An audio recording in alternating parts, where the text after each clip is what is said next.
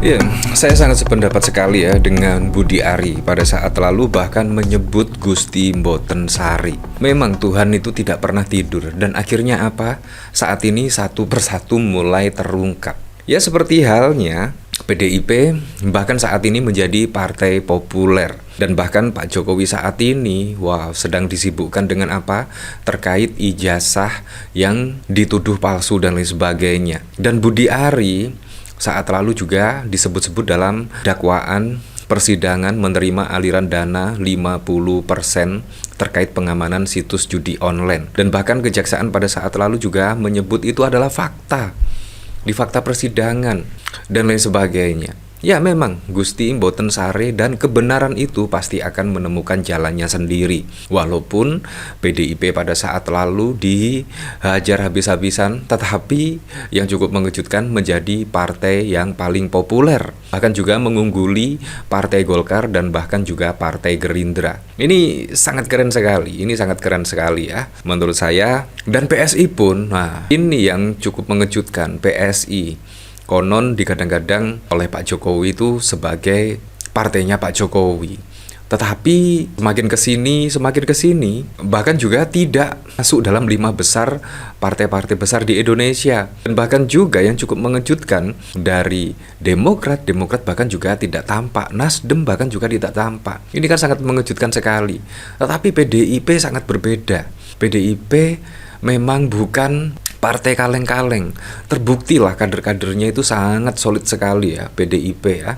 Dan bahkan ketika sudah ditinggal oleh Pak Jokowi dan bahkan juga Gibran yang pada saat lalu bahkan juga sudah dipecat oleh PDIP, tetapi partai PDIP juga masih tetap menjadi yang terdepan dan bahkan juga dipilih oleh mayoritas masyarakat Indonesia menjadi partai yang sangat populer di Indonesia. Ini sangat wow sekali. Dan bahkan yang cukup mengejutkan pada saat lalu ya, pada pilkada yang lalu, walaupun dikeroyok, bayangkan loh, perempuan satu-satunya dikeroyok oleh banyak partai.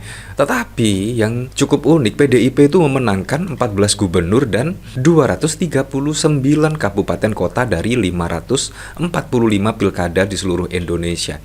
Artinya hampir separuh pilkada yang pada waktu lalu itu dimenangkan oleh PDIP. Nah, ini juga sangat keren sekali. Artinya pastinya Pak Jokowi ketika melihat fakta-fakta ini pasti juga akan kaget dan pastinya juga akan menyesal lah, setidaknya menjatuhkan PDIP, meninggalkan PDIP.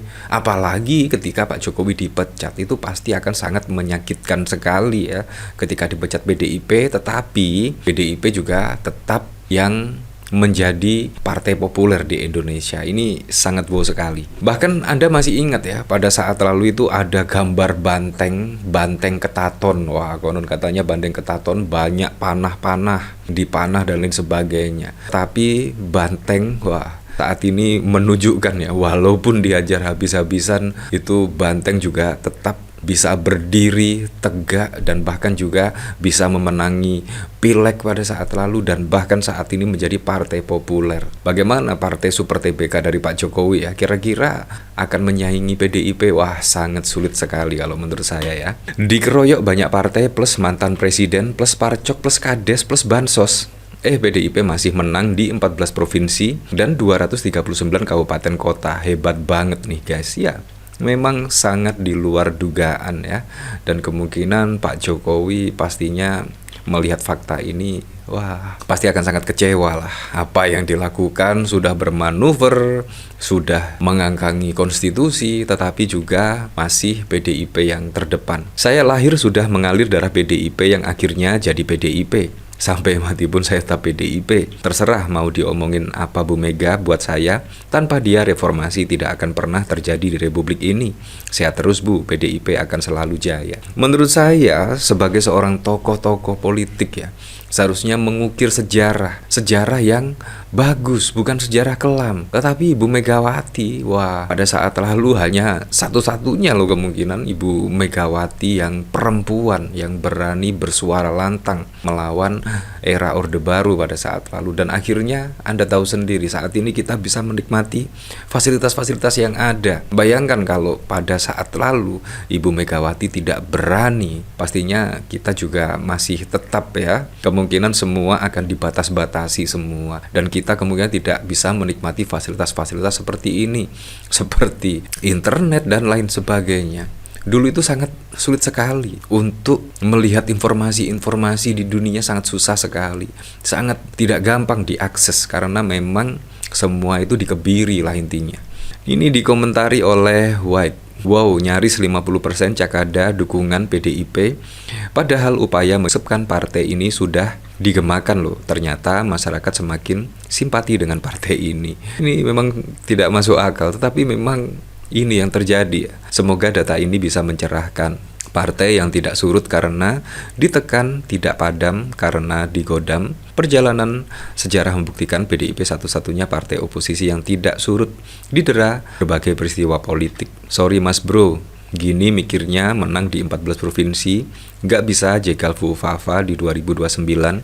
Mulyono udah pegang 4 provinsi, padat penduduk di Indonesia, Jabar, Jatim, Banten. 4 provinsi itu 60% penduduk di Indonesia. Lagian kader PDI Perjuangan lucu-lucu nggak berani serang langsung Mulyono. Ya, menurut saya ada benarnya. Ketika Pak Jokowi bermanuver pada saat lalu, PDIP langsung menyerang habis Pak Jokowi. Kemungkinan malah banyak masyarakat yang tidak simpati kepada PDIP. Dan menurut saya ini juga sangat keren, langkah sangat keren sekali, di mana Pak Jokowi setelah purna tugas dari masa jabatan itu PDIP langsung memutuskan untuk memecat Pak Jokowi. Kemungkinan kalau Pak Jokowi bermanuver pada saat lalu dan tiba-tiba dipecat oleh PDIP, menurut saya pancingan dari Pak Jokowi berhasil.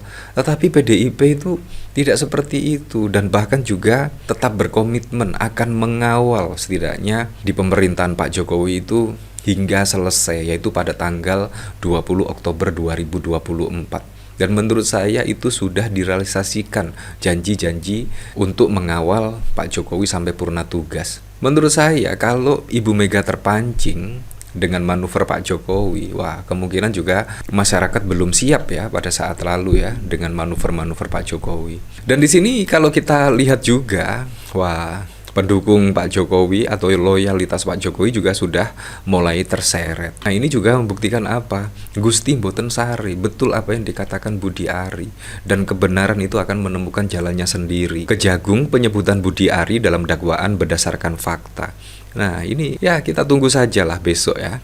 Kemungkinan Budi Ari pastinya juga akan dipanggil untuk dimintai keterangan ya terkait kasus judul ini. Kejaksaan Agung menegaskan bahwa pencatutan nama mantan Menteri Komunikasi dan Informatika Budi Ari Setiadi dalam surat dakwaan perkara judi online tak bisa dilepaskan dari fakta hukum yang bersumber dari berkas penyidikan. Kepala Pusat Penerangan Hukum Kejagung Herli mengatakan, jaksa penuntut umum hanya bisa menyusun dakwaan berdasarkan hasil kerja penyidik, bukan asumsi atau spekulasi. Penuntut umum tidak boleh lari dari fakta-fakta yang ada dalam kasus berkas perkara, kata Harli kepada Tempo saat ditemui di kantornya pada 22 Mei 2025. Ya, untuk selebihnya kita kembalikan lagi ke masyarakat menilainya seperti apa.